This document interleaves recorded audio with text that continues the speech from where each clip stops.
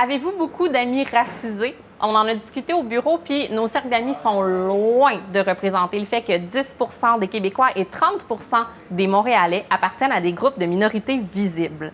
Pourquoi nos amis sont si blancs? On en discute avec Jamila Touré, cofondatrice du site Sayaspora et étudiante en relations internationales.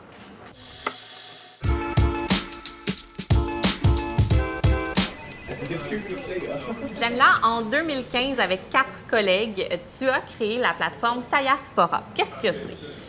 Sayaspora, c'est une plateforme qui est pensée, créée, imaginée et tenue par des jeunes femmes issues de la diaspora africaine qui agissent vraiment pour le bien-être de toute une communauté. On ressentait ce besoin-là d'avoir une meilleure représentation des femmes issues de la diaspora africaine dans les médias. Donc on s'est dit qu'on allait créer nous-mêmes notre propre plateforme pour combler ce manque-là. Donc pour vous, la seule issue qui restait, c'était de créer votre outil de diffusion? Concrètement, oui.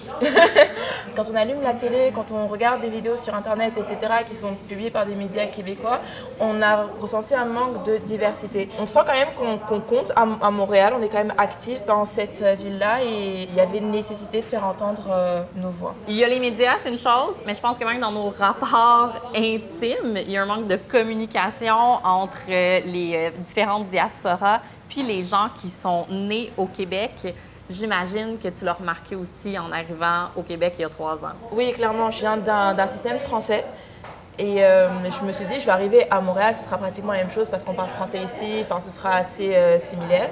Mais non, pas du tout. Je me suis rendu compte qu'il y avait quand même un choc culturel assez important parce que tu ne fais pas partie de la communauté montréalaise et c'est pas qu'on te fait sentir, mais quand tu tournes autour de toi et que tu ne vois que des visages qui ne te ressemblent pas, tu comprends qu'à some point, tu ne fais pas partie de cette communauté-là. Mais comment on peut expliquer cette distance-là entre les différentes cultures? Le mot communauté, c'est pas forcément un mot dans lequel est-ce que tu entends ouverture. On s'entend. Quand on parle de communauté, c'est quelque chose qui est assez fermé. On définit un groupe. Exactement. On définit un groupe qui ne se mélange pas forcément. Oui.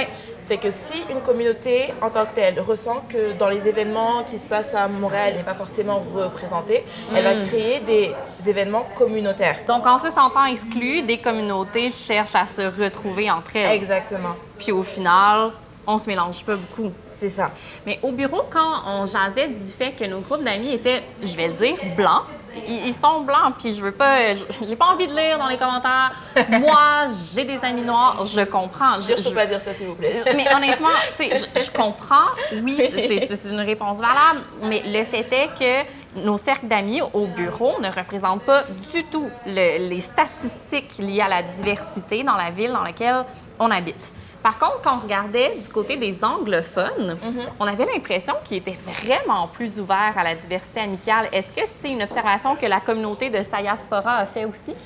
Un peu dans le sens où on s'est rendu compte que Montréal, c'est une ville qui est cosmopolite et aussi il y a un gros melting pot montréalais.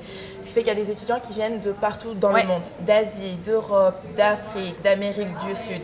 Et la langue commune qui les réunit tous, c'est l'anglais qu'ils ont principalement en seconde langue, pas forcément le français.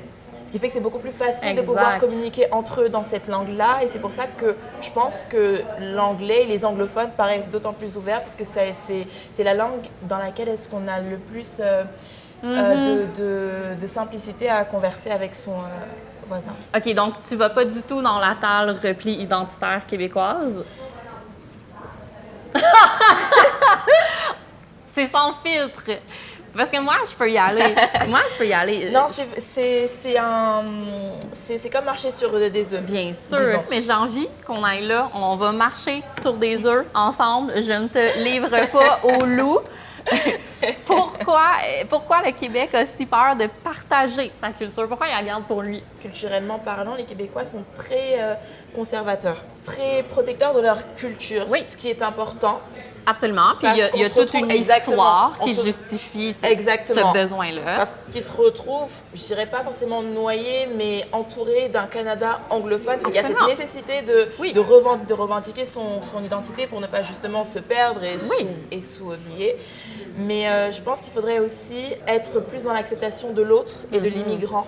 Être un peu plus ouvert aussi vis-à-vis des projets qui se font dans ces diversités culturelles-là qui sont présentes, parce que je suis sûre qu'une personne qui acquiert la conservation de sa culture n'a pas peur que de la partager, que de s'ouvrir aux autres, en fait. C'est vrai. Et je pense que ce serait une bonne chose que de justement profiter de ce melting pot qui existe à Montréal, d'en apprendre davantage sur la culture des pays d'Asie, des pays d'Europe, des pays d'Afrique. Et pour le faire, je pense qu'il faudrait s'ouvrir davantage, justement aller à des événements qui présentent ce genre d'ouverture culturelle-là. Mais est-ce qu'on est les bienvenus?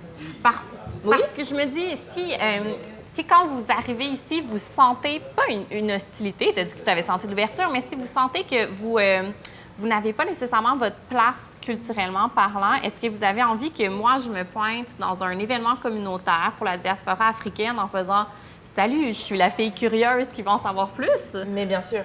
Ouais. Totalement. J'ai hâte de voir les Québécois qui vont se déplacer à nos événements et qui vont venir.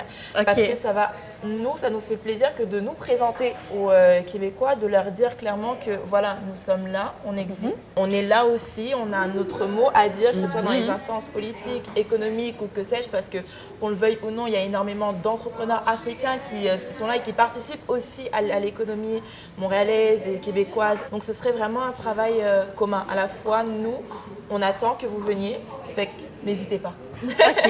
Les Québécois ont une peur épidermique de se faire dire qu'ils sont racistes. Puis je pense que parfois, ils justifient leurs commentaires, leur comportement en disant qu'ils ont des amis noirs. Est-ce qu'en arrivant ici, tu as senti qu'à l'occasion, les gens t'approchaient pour avoir une amie noire? Non. Non, parce que c'était pas pour être amie avec moi, c'était plus par curiosité. Quand on m'approchait, c'est pour poser des questions. Ah, tu viens d'où? Donc on m'approchait vraiment plus par curiosité, parce que ça, c'est aussi un aspect que j'ai découvert chez les Québécois, c'est qu'ils sont très ouverts d'esprit. Ils sont en soif d'apprentissage. Et ça, c'est vraiment bien. Okay.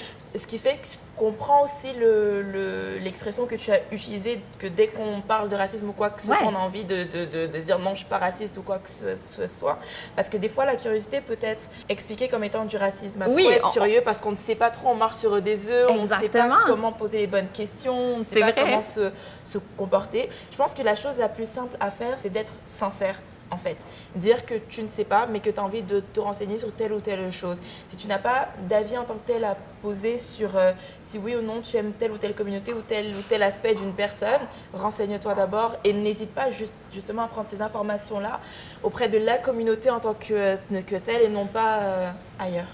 Mais je trouve ça tellement intéressant que tu soulignes que des fois la curiosité peut frôler avec le racisme, parce que moi, je peux penser à des individus que je connais qui sont moins en contact avec les gens issus de la diversité ou de l'immigration. Puis quand ils vont croiser une amie, mettons, vont lui poser un paquet de questions qui, moi, m'horrifient, alors que c'est fait en toute bonne foi. Exactement. Avant toute conversation aussi, qui vont tirer leur source de la curiosité, serait bien de mettre un disclaimer. Avant de mettre ta main dans mes cheveux directement, n'hésite pas à me poser des questions en tant que tel, tu vois. Comment ça se passe? Je suis vraiment curieuse. On te touche les cheveux? Oui, c'est ça. C'est la limite, en fait, entre la curiosité et le racisme. La curiosité serait de poser des questions avant d'agir et le racisme serait justement... De prendre pour acquis qu'on peut te toucher. C'est vraiment juste poser des questions parce que nous, on est ouverts à répondre parce qu'en arrivant ici aussi, on avait énormément de questions parce qu'on n'est pas issus de la même culture du tout. C'est vrai. Pas du tout. Fait qu'il y avait énormément de choses à apprendre et on ne s'est pas gêné pour poser des questions parce qu'on était déjà là. Fait que ne vous gênez pas non plus pour en poser. Maintenant, on comprend comment aller vers l'autre pour qu'il ou elle devienne notre ami. Mais collectivement, comment on peut créer des ponts? Est-ce que la volonté est là, à ton avis? La volonté est là et je pense qu'un pont se crée des deux côtés, en fait. Il faudrait que les communautés en tant que telles montrent la volonté de vouloir être inclus dans la société québécoise.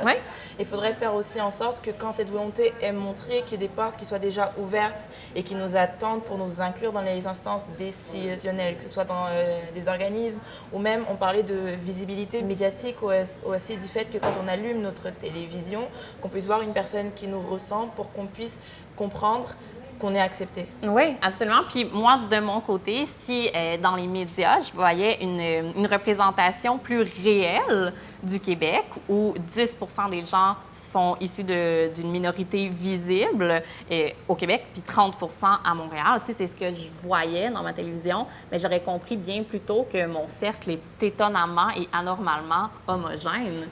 J'aurais réagi plus tôt. C'est ça, parce qu'en soi, je trouve que ça part énormément aussi des médias, parce que l'inspiration, c'est vraiment issu des médias. On s'inspire de ce qu'on voit, on s'inspire des affiches quand on marche dans la rue, on s'inspire de ce qu'on voit sur notre fil d'actualité Instagram, Facebook ou autre. Donc c'est vraiment le rôle aussi des médias de faire en sorte d'avoir une représentation plus réelle des statistiques et des chiffres. Ces initiatives, il y en a. Il y a énormément d'événements multiculturels qui sont à Montréal. Montréal est une des villes les plus multiculturelles du monde. Et on ne lit pas ça forcément dans les grands journaux, on ne voit pas ça forcément à la télé, alors que les événements sont là. Donc il faut faire aussi l'effort de faire de la recherche et de se tourner vers cette diversité-là. Puis d'ici là, Djamila, si moi je t'ai trouvée vraiment intelligente puis pertinente puis que j'ai des questions à te poser, est-ce que tu voudrais être mon amie, s'il te plaît? Mais clairement, j'attendais que ça. Pour les autres qui sont exclus de notre intimité, si vous voulez en savoir plus sur la diaspora africaine, si vous voulez sortir de votre zone de confort, vous pouvez toujours visiter le site de Sayaspora, qui est vraiment magnifique. Merci. Et le contenu, les textes, les entrevues sont d'une grande qualité. Sinon, vous pouvez participer à la 2e édition de votre événement annuel, Diaspora Speaking. C'est une série de conférences et d'expositions qui aura cette année pour thème... Deux mondes, un fossé, comment y remédier? C'est pas une belle question, ça. C'est ça, donc c'est ce 30 septembre de 18h à 22h au Art Gang, fait que venez.